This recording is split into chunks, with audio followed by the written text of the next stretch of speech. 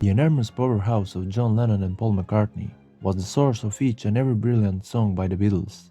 The majority of the Fab Four's classic songs were written by Lennon and McCartney together, who created vivid images in the listener's head that are still relevant today, despite the fact that George Harrison had his share of highlights. Despite the band's constant innovation, one song made Lennon feel a little jaded. The Beatles were transitioning from their original mob-top period to more ambitious territory when they released albums like Rubber Soul.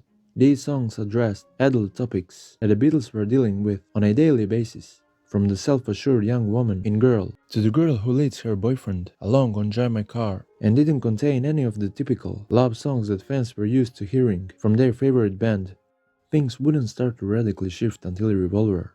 The band's adoption of the avant-garde songwriting approaches, which came after their experiments in folk-tingled rock, helped pave the way for the psychedelic movement by a few years, with the songs like Tomorrow Never Knows and Taxman being an innovative departure from the typical love songs.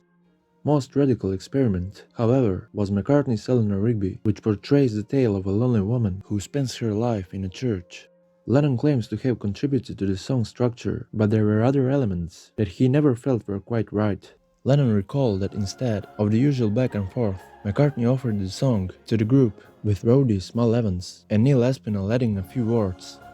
Lennon felt that this was an infringement on sacred ground, remembering, "I sat there with Mal Evans, a road manager who was a telephone installer, and Neil Aspinall, who was a not completed student accountant who became our road manager, and I was insulted and hurt that he threw it out in the air, but I wanted to grab a piece of it, and I wrote it with them sitting at the table." However, McCartney managed to pick up a few important words without Lennon's assistance. Ringo Starr would suggest the lyrics about Father Mackenzie putting on his socks at a night when no one is there when they were discussing the song's progression.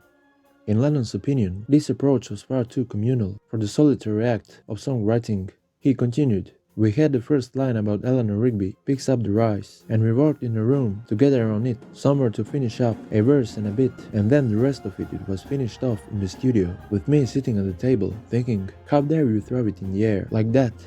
But it wouldn't take long for Lennon to begin writing his songs without the assistance of McCartney. Lennon's immersion in the artsy side of rock, encouraged by his developing friendship with Yoko Ono, drew a line between the songwriting team and caused a significant creative conflict that ultimately led to the breakup of their partnership. Even though the Beatles created some truly wonderful music, Lennon and McCartney were very different individuals who had very distinct styles of music.